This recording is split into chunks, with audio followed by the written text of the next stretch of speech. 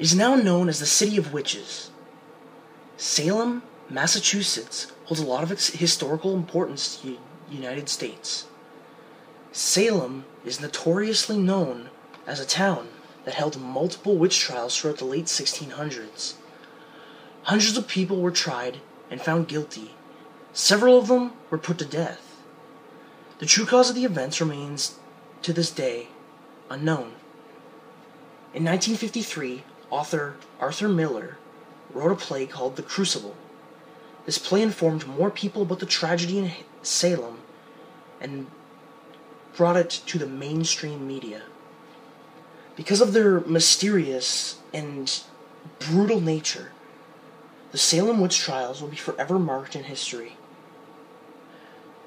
Founded in 1629, the settlement of Salem in Massachusetts was stricken by disaster in 1692.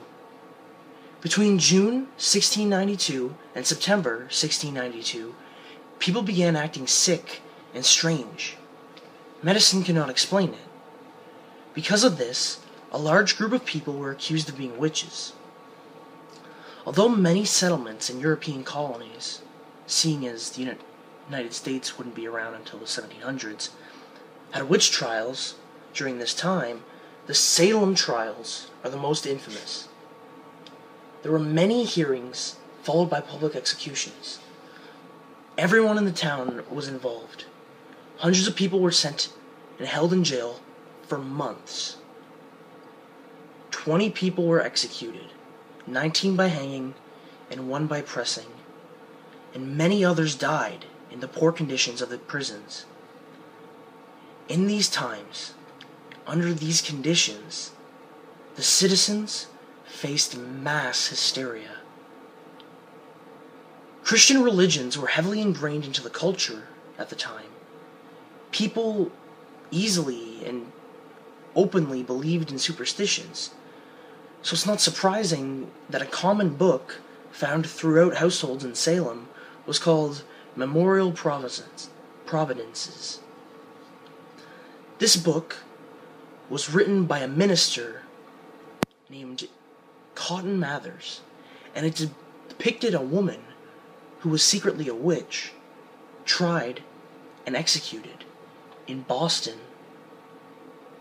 Young girls began showing signs of this strange illness. They would jump under furniture, run around, they would writhe in pain, and would often have fevers. Because the illness could not be explained due to insuperior medical advancements at the time, it was thought to be a supernatural ailment, witchcraft. Witchcraft was not a new idea for the settlers at the time, however. Over 35,000 witches were killed in Europe, 75% being women. This most likely strongly influenced the Salem witch trials, because all the people in Salem had emigrated from England, and most likely had heard of or witnessed a witch trial before. A servant woman named Tituba was the first to be accused.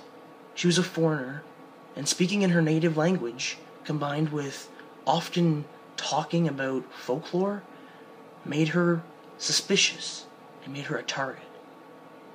In order to be forgiven, Tituba convicted others, claiming that they were witches. Those people then convicted more people and started a vicious cycle. This cycle led to hundreds being accused. Of course, a large portion of the townsfolk believed that witches were actually people possessed by the devil. But the ultimate reason that the trials began is still unknown, though many historians have different theories about it. One theory is because the settlements were isolated in the land and barely knew anything about where they were or what was going to happen the next day, and people started acting strange, the citizens were already scared. The fear they already had caused them to act brash and panic at unexplained events. From there, it simply spiraled out of control.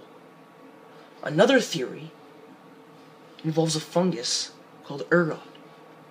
The theory states that a fungus, which was hallucinogenic in nature, grew on all the rye crops in the prior growing season.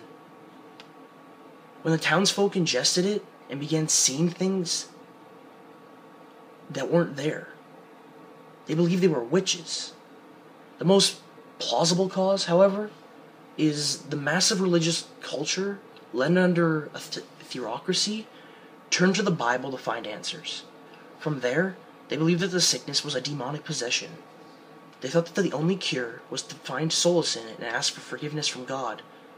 Otherwise, to cleanse the spirit, they were to be killed.